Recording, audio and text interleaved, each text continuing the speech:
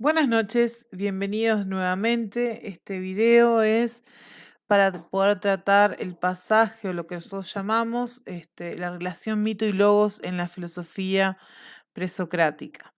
Muchos de ustedes lo pueden llegar a conocer a través de la computadora o las herramientas que tengan para buscar ahora estos días en sus casas, el pasaje del mito al logos. Pero en realidad hay bastantes discusiones en torno a eso, en la medida en que más que un pasaje es la aparición en sí del logos como una forma de explicar el origen digamos, y los fenómenos de la naturaleza. ¿Ah? Los mitos, y quiero arrancar con esto, porque el mito tiene mucha importancia y de hecho yo quiero invitarlos a que leamos juntos lo que el repartido uno, yo les seleccioné para ustedes de Rollo May. Dice Rollo, un mito es una forma de dar sentido a un mundo que no lo tiene. Los mitos son patrones narrativos que dan significado a nuestra existencia. Tanto si el sentido de la existencia es solo aquello a lo que damos vida, merced a nuestra propia fortaleza, tal y como mantendría Sartre, como si es un significado que hemos de descubrir, como afirma Kierkegaard. El resultado es el mismo. Los mitos son nuestra forma de encontrar este sentido. Son como las vigas de una casa, no se exponen al exterior, son la estructura que aguanta el edificio para que la gente pueda vivir en él. Y los mitos son muy importantes. Los mitos no han desaparecido y los mitos mantienen firmes a las sociedades para que no se vuelvan locas por momentos. Necesitamos tener mitos. Son importantes. Un mito es una narración. La palabra mito significa narración. Este relato utilizado por los griegos para narrar qué cosa, narrar el origen del cosmos, del universo, ¿tá? La cosmogonía, las muchas múltiples cosmogonías que podemos encontrar en el mundo griego. También para utilizar para poder explicar la jerarquía de los dioses, las teogonías, le llamamos nosotros, el origen de las ciudades, las costumbres, tradiciones relacionadas con temas morales, sociales, culturales, fenómenos de la naturaleza, por supuesto. Ahora, ¿cómo se da esta necesidad y esta aparición del logos? Hay que entender un poquito lo que estaba pasando en esta Grecia. Estamos hablando del siglo VI a.C.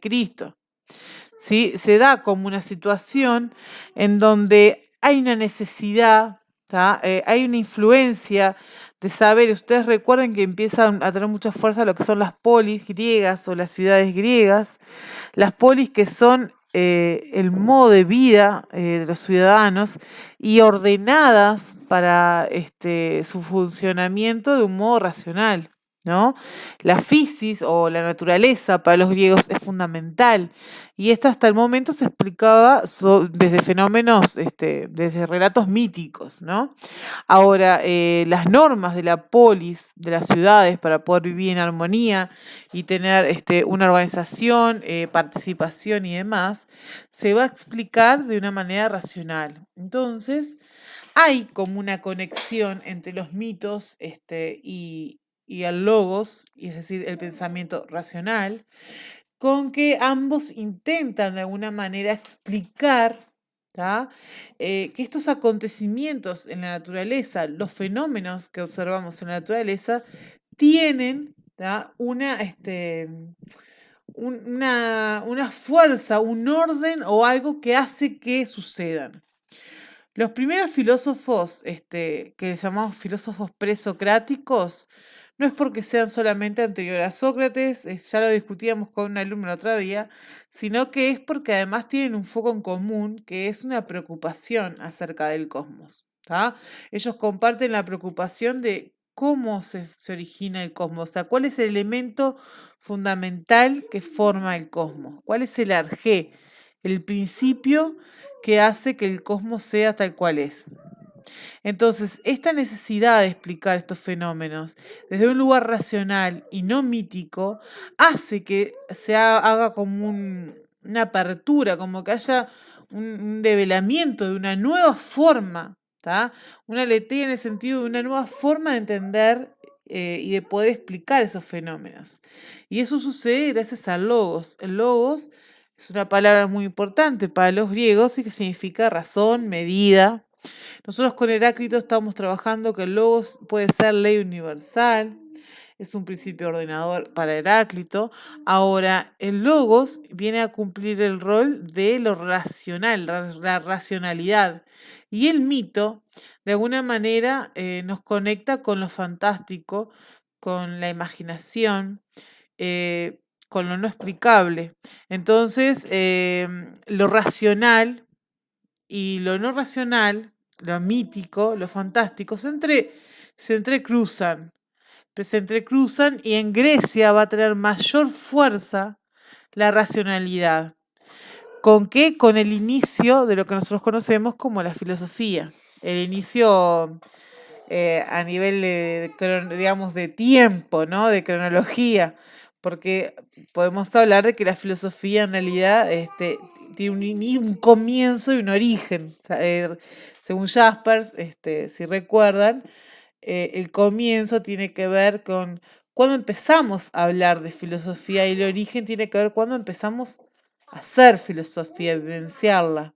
Pero bueno, estos filósofos presocráticos intentan vivenciarla, intentan comenzar a hacer esa filosofía explicando estos fenómenos de la naturaleza y de la realidad a través de un plano racional, ¿sí?